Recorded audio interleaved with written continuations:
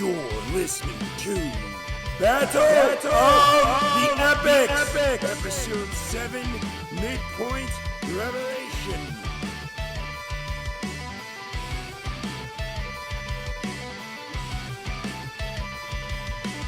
The Milano burst through the clouds above the fiery remains of the cabin. Attack of the Clones and Revenge of the Sith waved the ship down. A subdued and chained Jurassic Park sat huffing next to them. After boarding the ship, Attack of the Clones recounted events. Jurassic attacked us a couple of hours after the others left for Battle Mountain. Revenge of the Sith interjected. That fire's the result of it. Jurassic Park began to groan through his muzzle and rattle his chains. Howard the Duck gazed into his eyes. You might look like JP, but you ain't him. Now I'll take off that gag, but you gotta promise me you won't bite my hands off. Jurassic World nodded. Howard untied the muzzle. Try all you might, but there's a wrath coming y'all can't do nothing about. Okay, I'm gonna put the muzzle back on, but you have to promise me you won't bite my hands off. Back to the Future stared down at Jurassic World with disgust. You're just a troll in disguise, aren't you? I'm a cinematic, birthed from the internet. How many of you are there? You'll find out soon enough. You want to take a crack at this, Guardians? Guardians of the Galaxy extended the blade of her sword up to Jurassic World's face. I'd rather take a stab. Fury Road was the first. Then after him, every cinematic since. You lie! There are others in the MCU who were made... Oh, not everyone knows. Not everyone's taking a side, neither. But we are all the same as the trolls. Attack of the Clones and Revenge of the Sith grew concerned. We have to get to Battle Mountain. The Force Awakens is with them. He might have turned on the others. What about Mallrats and GB2? They're still headed to Blockbuster Kingdom, walking into a trap for all we know. We're no good to anyone without reinforcements. If what Dino Boy here said is true, then there are many cinematics we can trust now, Backy. There aren't many modern cinematics we can trust. Guardians, set a course for the Hamlet of the Acclaimed. I hate that dump. There's more snobs there than the Kingdom. It's not a favorite of mine either, but we can warn them about the threat and gain allies. Setting a course, the Milano lifted into the sky, zipping off while breaking the sound barrier. The ship flew from a blue sky into a silver one as it entered the black and white landscape of the Hamlet of the Acclaimed, touching down on Main Street to the disgust of many cinematics who turned their noses up at the gaudy, modern monstrosity. Howard and the blockbusters exited the ship. Jurassic World was led by a chain held by Revenge of the Sith. Gone with the Wind was the first to approach them. Now see here, there are laws against your kind storming into our city. We know, but there's a major threat coming to every land. So grab everyone and call a town meeting. And why should I listen to you? There's an army of trolls on the way. One look at you, Whiskers, and they'll tear you limb from limb, starting with that mustache. Gone with the Wind left in a huff, but did as he was told.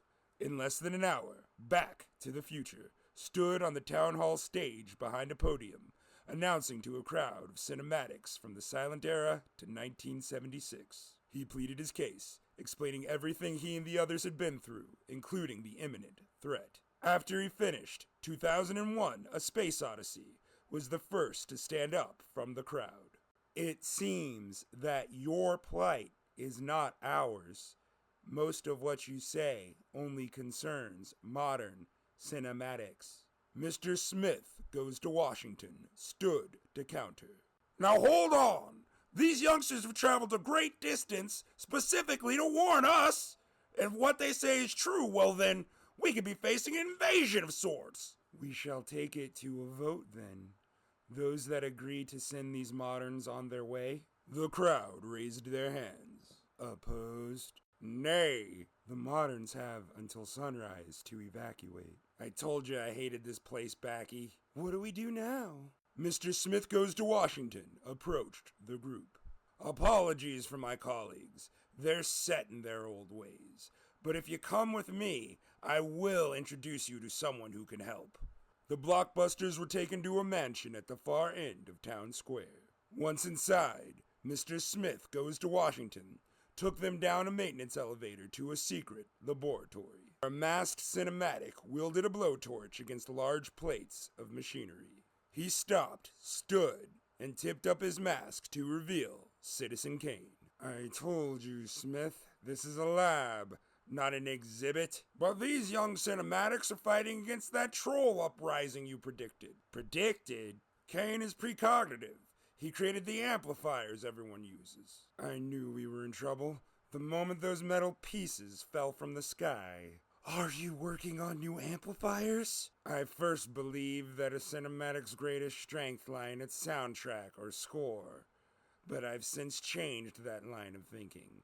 These suits amplify all of the cinematic strengths, and they're powered by theme. Great! Let's take these babies and arm up! There are only two, both in the experimental phase. We can help. My brother and I know our way around advanced technology. Sunrise is in 8 hours. Is that enough time? Sunrise? That's how much time 2001 gave us before we have to head out of here. 2001? Smith, you fool! Do you ever listen to me? My apologies. Kane has a paranoid delusion that all Kubricks are in league with the trolls.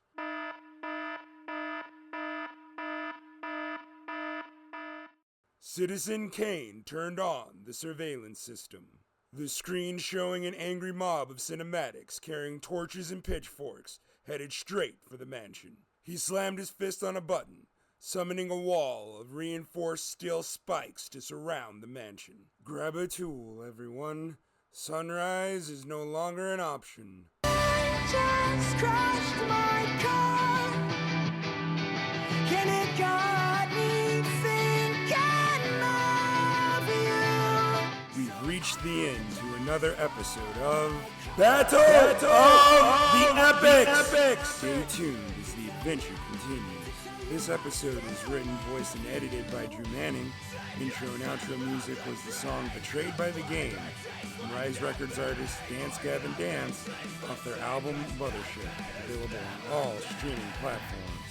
If you enjoyed today's episode, please like, share, and comment to spread the word. Feel free to drop a line at thedrewniverse82@gmail.com, Twitter handle Drew Manning, and Instagram handle @ManningDrew. And as always, here's some more!